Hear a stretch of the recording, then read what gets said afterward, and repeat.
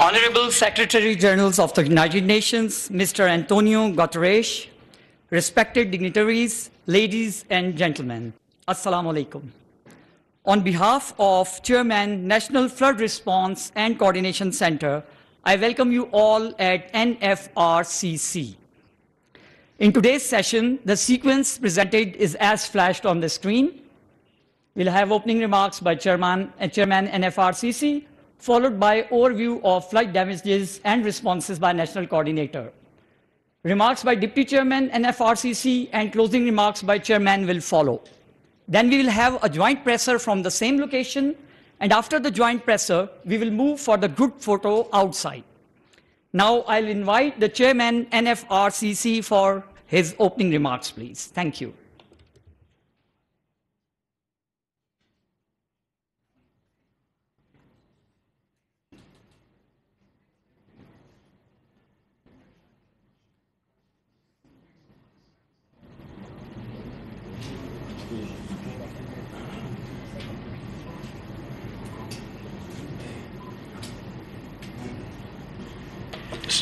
Bismillah ar-Rahman ar-Rahim. Honorable Secretary General, Ministers, government officials,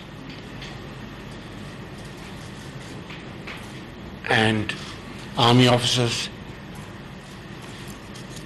Assalamu alaikum and good afternoon. Once again, I would like to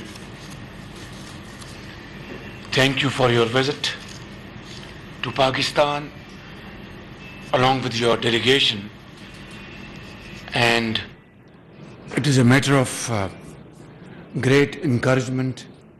You have brought with you a message of empathy, support for the people of Pakistan and more so for the people who are marooned and who are facing unprecedented difficulties and miseries. Government of Pakistan, along with provincial governments and all stakeholders, including Armed Forces of Pakistan, are all teamed together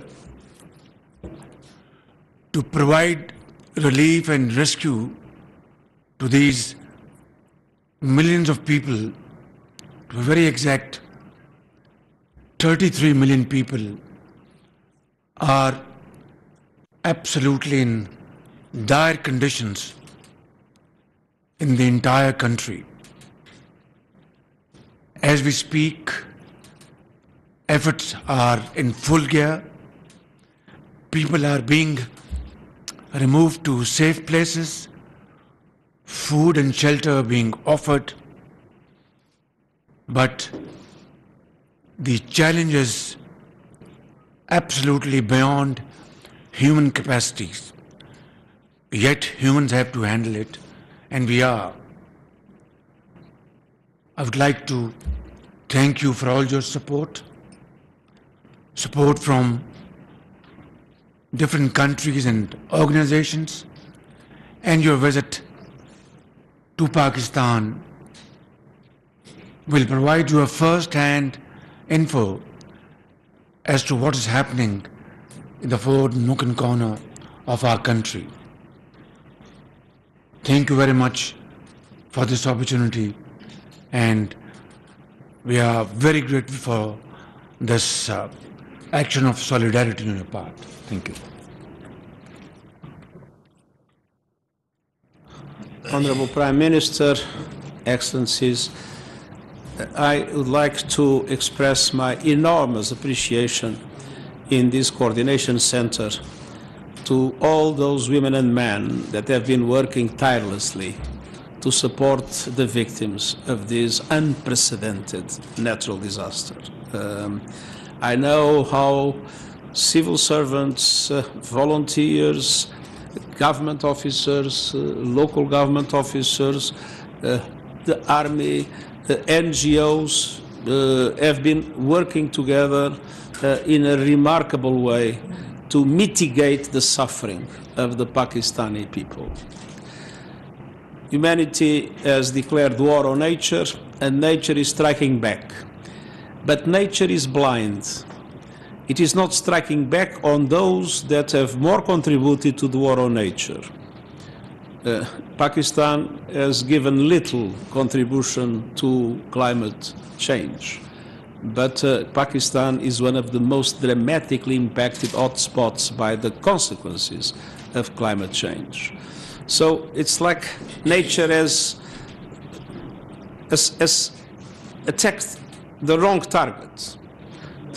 It should be those that are more responsible for climate change that should have to face this kind of challenge, and if that would be the case, probably we would not have the present situation in climate change. So there is an obligation of the international community to massively support Pakistan in these circumstances, and there is an obligation of the international community to take seriously the need to drastically reduce emissions, and at the same time to support the countries that need to invest in adaptation, in resilience and recovery, as it is the case of Pakistan. And my voice is entirely at the service of the Pakistani government and the Pakistani people, and the whole UN system is entirely at the service of Pakistan. We know that our contribution is limited. We know that what we do is a drop in the ocean of the needs, but we are totally committed. And Pakistan is a country that I have in my heart. I have worked many years with Pakistan. When I was High Commissioner for Refugees, I've always seen the enormous generosity of Pakistanis hosting and protecting and assisting Afghan refugees. And I've always witnessed the enormous generosity of Pakistanis helping each other in past circumstances that I witnessed, the earthquake, the other floods, the dramatic displacement caused by terrorist activities. I always seen an enormous sense of solidarity, an enormous sense of community feeling in the Pakistani people. And so my admiration for this country and its people is limitless, and my solidarity with what the Pakistanis are suffering without having contributed to that suffering is total. I am entirely at the disposal of the government of people in Pakistan, and I'll do my best to raise awareness in the international community and to mobilize the whole UN system supporting Pakistan, the Pakistani government and the Pakistani people. Thank you very much. Very kind. Bismillah ar-Rahman ar-Rahim. Honorable Secretary General, it is a great privilege for me to welcome you to this National Flood Response Coordination Center set up by the Prime Minister. I am the Deputy Chairman. I represent the Prime Minister. We do daily operational details here by looking at the situation of the flood and relief operations. I would first like to acknowledge that your message to the world community before coming here has really made and left a big impression with the people of Pakistan. Your words like the world must wake up from the sleepwalk and it is monsoon on a steroid have almost become common phrases which people are referring to from your message. You have been associated with Pakistan when Pakistan was battling Afghan conflict and influx of Afghan refugees. Today, as Secretary General, you come to us when we are battling climate refugees. There are millions of people who have become displaced because of the climate disaster that has hit Pakistan. We faced super floods in 2010, but 20 million people were affected in 2010 with the super floods. But this climate disaster that has hit us has affected more than 33 million people. So the scale is so big that, as you also mentioned, that any country in the world, if was hit with this disaster, it would be impossible for that country to face the consequences. We are facing 4 challenges. One, that these floods with the flash floods and the hill torrents and the heavy rains, which largely took place in those areas which historically have never had even moderate rains. So those regions did not have the infrastructure to deal with such heavy downpour. So there is a huge infrastructure loss to all the areas in terms of roads, rails, power transmission lines, gas transmission lines, irrigation system, schools, hospitals, water and sanitation, dams. You know, there is a big damage to the infrastructure for which a joint damage and need assessment study has begun with the help of World Bank, Asian Development Bank and UN, and their experts are working with our Ministry of Planning and Development, which is coordinating this study. And we hope to have some initial estimates ready before the Prime Minister leaves for the UN General Assembly. And the detailed study, we hope, would also be ready with us in 4 to 6 weeks. The second important challenge, Mr. Secretary General, we face is the loss of livelihoods. All of these people have lost their livelihoods. They have seen their crops being destroyed before their eyes. They have seen their sheep, their goats, their livestock being swept away by the ferocious currents of these flash floods that hit them. Their orchards have been destroyed. So their lifelong savings have gone. And also these farming communities store the grain for their whole year as a safety net.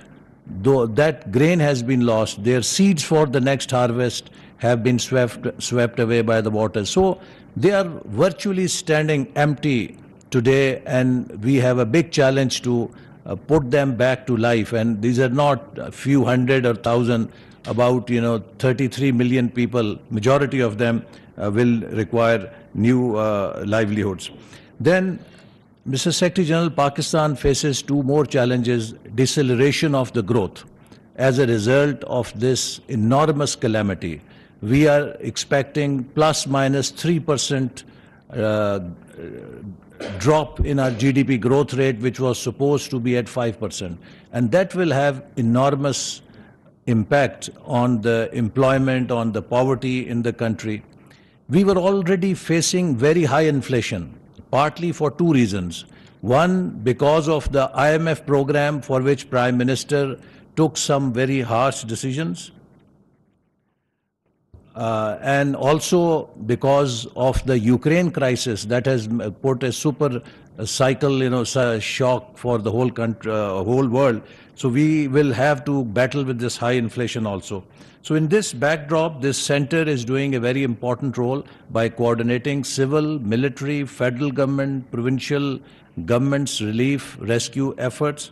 And we are also working simultaneously to build our next plan to build a more resilient infrastructure. And we hope that with your help, we will be able to mobilize the international community so that they can help us, as it has been, and you have been championing. I think I don't need to say anything, because the way you have articulated the challenge that Pakistan faces, nobody else can articulate it better. So with your leadership, with your support, we hope that Pakistan will come back.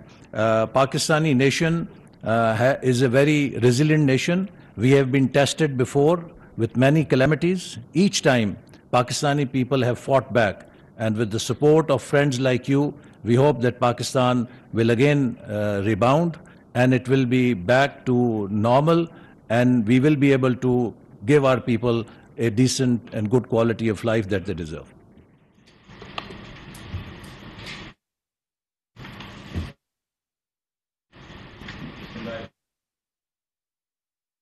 Bismillah. Honorable Secretary General, United Nations, Mr. Antonio Guterres. Sir, I welcome you to the National Flood Response Coordination Center. We would have liked to show you a small video clip, but due to the shortage of time, you have other pressing engagements where you have to go. So I'll just go over the salients of the brief that I wanted to present to you. Next, which has befallen Pakistan.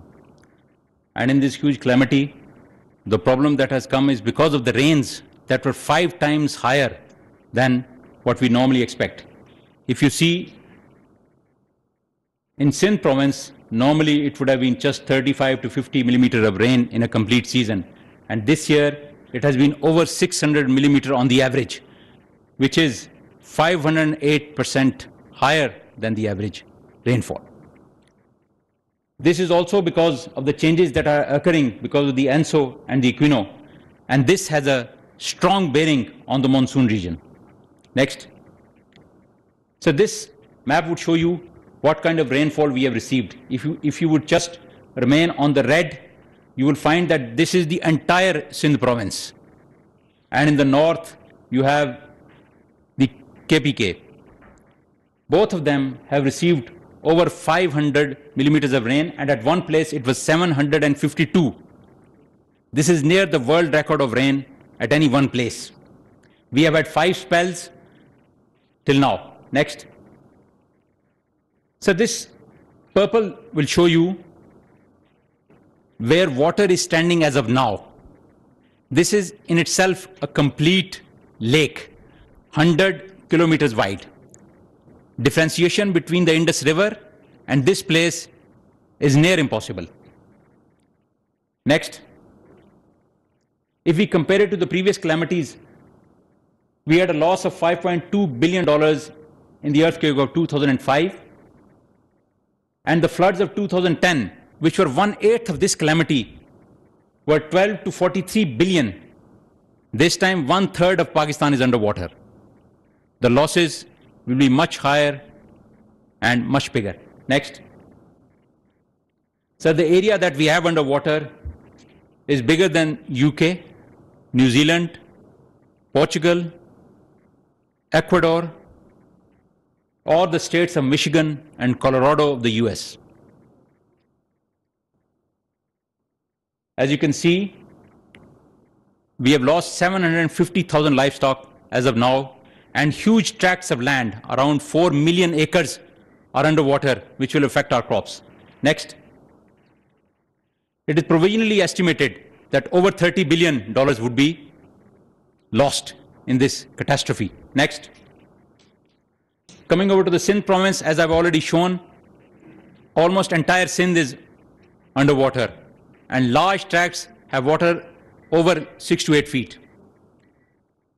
Once this started, 9 locations were underwater, but now at 2 places the national railway track is underwater, and we cannot run the national rail from Islamabad to Karachi. Next. This will just give you a glimpse of the water. If you could see Hamal Lake on 4th August and now on 28th August, it seems that the entire area is Hamal Lake. Similarly, Kambar Shadat Kot, Shikarpur are all underwater. Next. So in the other provinces, we are out of rescue, but in Sindh, we are still continuing to do the rescue operations because the water is flowing downwards and has gone to Manchar Lake, which is the biggest freshwater lake in Asia. This lake has burst at 3 places and its water is now flowing towards the Indus. Today in the morning, we had to make a cut on the national railway line as well as the N55 to make the water go towards the Indus. We are hopeful that in the next week or so, the situation will start stabilizing, but for 1 week, we have 160,000 people still in the area. Next. In the south of Sindh, the LBOD is carrying a large amount of water, but our districts are still underwater. And in Badin, the LBOD has broken its banks and is flooding the areas beside it. Next. So this is Mohenjo-daro, the oldest site in Pakistan, 5000 BC. It has undergone 740 millimeters of rain. The great stupa of Mohenjo-daro is crumbling because of this very rain. Next. So these are the damages in Sindh. Next. In Balochistan, you would see red and pink. These are the districts which have been affected. 4 districts are still underwater. At the start of the floods, Balochistan was cut off from the nation. All national highways were cut off. But with hard work and effort, we have been able to restore that link in the last month or so. Next. Now, we are left with only 3 places, and the major problem is with the Mach bridge, which collapsed, and till that bridge is constructed, no railway traffic can run from anywhere in Pakistan to Quetta. Next. Next. So this is the condition of the railway lines. Next. In KPK, a large area was affected, 17 districts, in which we still have water in 2, and the rest have been cleared. Sir, on your arrival today, we had one last location opened up at Kalam. Next. Next. Kalam has been opened today, sir, in the morning. Next. These are just a few glimpses of what happened. Next. In Punjab, it was only basically 2 major districts where only at one place we have standing water. Rest Punjab is doing well. Next. This was the water which stood in different areas. Next. Rojan, you would see, sir, it has still water standing over there. Next. In GB and AGK, the rainfall was less due to climate change. This is the area which traditionally got rain, but this year there hasn't been much rain in the area. Next. This was hill torrents which were taking away everything. Wherever it rained profusely. And at other places in AJK, no rain. Mangla Dam is presently at 50% capacity, while at other places we have almost 10 times worth of water standing at different places. Next. Next. So in response to this, the Prime Minister had ordered the setting up of the National Flood Response and Coordination Center. Our mandate is to synergize and articulate the national flood effort. And we are doing it through assessment, coordination, forecasting, and lastly, policy recommendations. Next. So this is the organization where all stakeholders are a part of it. Ministers of the government, as well as provincial governments are part of it, and of course, the military. Next. This is the military organization. Next. So the relief efforts that have taken place till now, we have already issued 2,98,000, but this is just a drop in the bucket. Perhaps much more is required. Next. Similarly, we are receiving help from our international bodies as well as our friends all over the world, including UAE, China, Uzbekistan, Qatar, France, Jordan, USA, and of course, the UN is always at the front of all these things. Next. This is what is all arriving in the next coming days. Next. We have also established a number of relief camps and medical camps. Next. And collection centers. The army is collecting at a number of places from where we transport this to the areas affected. Next. And this is all that we have transported till now. Next. Some glimpses of the relief effort going on. Next. Next. Next.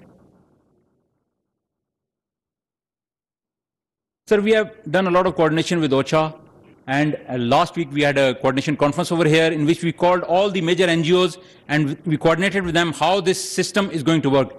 The UNRC helped us in that matter, and we continue to work with them in order to improve how the NGOs provide help to the people and where we require it. So it's a coordinated effort between the civil government, the military, as well as the NGOs, and under the auspices of the UN in certain areas.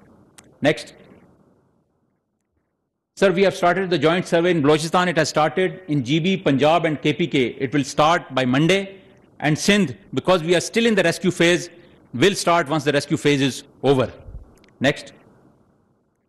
Sir, the Prime Minister of Pakistan has very kindly given 28 billion rupees to the BISP, which has, out of which 20 billion has already been distributed to the people at 25,000 rupees per household, and this is being increased to 70 billion, and which will provide almost 1.5 million families will be provided this money.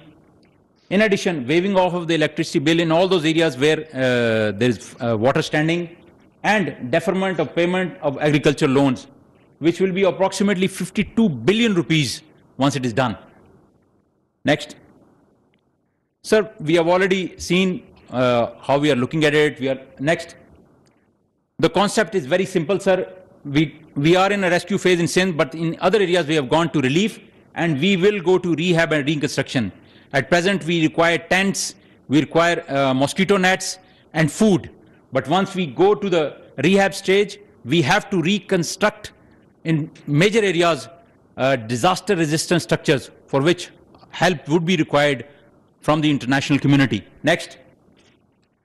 So this is the plan of action which has been approved by the Prime Minister and which we will be following to the hilt. We are already in the rescue. I feel that another 2-3 weeks this will continue. We will go to relief. Relief will last in certain areas even up to 6 months because of the standing water. And then the survey is going on, which will complete by the end of October in most areas. And from then on, we will move forward. Infrastructure is being opened as we speak, and very few areas are left. While the national infrastructure, we would like to rehabilitate some of the national highways and the railway line. And now, sir, this last aspect of compensation is already in full swing. As I said, the Prime Minister has already given the money, and 20 billion has already been distributed. The rest will be distributed in this month or so. Next, please. Sir, our lines of effort include immediate relief, damage assessment, survey of infrastructure, and then redesigning of infrastructure. And then we will carry out studies of long-term weather effects so that we can do construction of disaster-resistant structures. And of course, one of the most important things that we have learned from these floods is restoring the drainage system, which we will go after in a big way. Next. Sir, this NFRCC basically ensures better coordination between Federation and provinces, ensures efficient relief distribution. And of course, we are facilitating the NGOs, correct damage assessment, and of course, data correction and uniformity would be there. We want immediate road and railway connectivity. Hopefully, we will have railway connectivity in the next 2 to 3 days. And of course, the credible joint survey. Next, please. And we are preparing the health response plan, the food security plan, the draining system rehabilitation, education in displaced areas, and of course, improved information flow. Next. Sir, thank you very much, sir. That is all from my side.